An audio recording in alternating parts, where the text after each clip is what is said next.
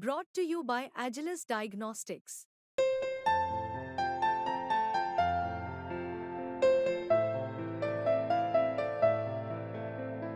Agilus Diagnostics.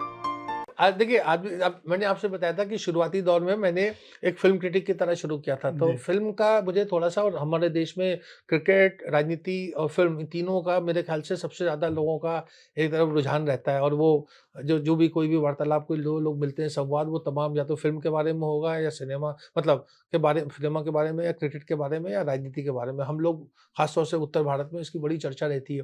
मुझे देखिए लगा कि मैंने उन लोगों का एक मूल्यांकन किया है और उनके प्रोफ़ाइल लिखे हैं, जो सक्रिय राजनीति में रहे, जो सांसद भी बने। केवल देवानंद को छोड़ के कि देवानंद ने एक राजनीतिक दल बनाया था, नेशनल पार्टी ऑफ इंडिया के नाम से। ये उसका भी बहुत बड़ा कम लोगों को पता बहुत होगा। बहुत कम पता है और देवानंद बड़े मतलब सुलझे हुए उनकी एक राजनीतिक सोच थी।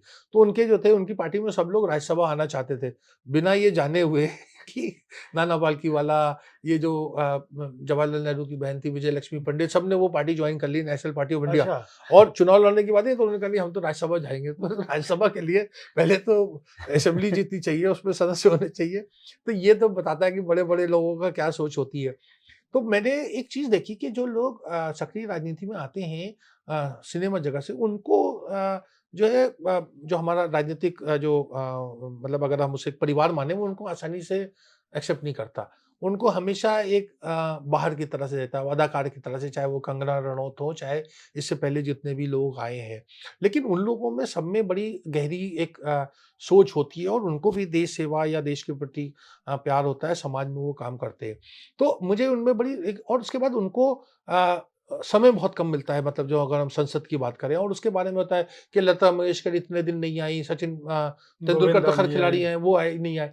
उसके पीछे जो नियम हैं, वो नहीं देखते कि लोकसभा में और राज्यसभा में जो खासतौर से राज्यसभा के जो मनोनीत सदस्य आते हैं, उनको ये होता है कि राजनीतिक दलों को मौका मिलता है मतलब उनके प्रतिनिधियों को और फिर जो निर्दलीय होते हैं और उसके बाद तो अगर मान लीजिए किसी मुद्दे के ऊपर मान लीजिए 12 घंटे की डिबेट हो रही है, तो उसमें मोटे-मोटे तौर पे आखिरी 5 मिनट का समय उनमें होता है 12 मेंबर्स में, तो 1 या 2 ही बोल सकते हैं।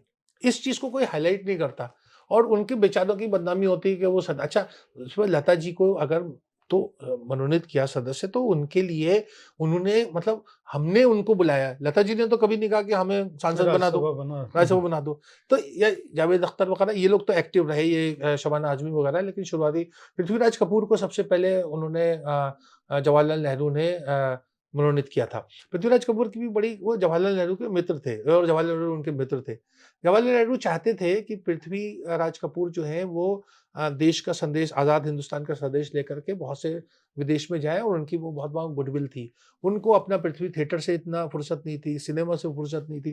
तो जवाहरलाल नेहरू एक बार रूस जाते हैं यूएसएसआर और जोसेफ स्टालिन मिलते हैं उनसे और जोसेफ स्टालिन जो है बार-बार उनसे ज़िक्र करते हैं आवारा फ़िल्म का, राज कपूर का।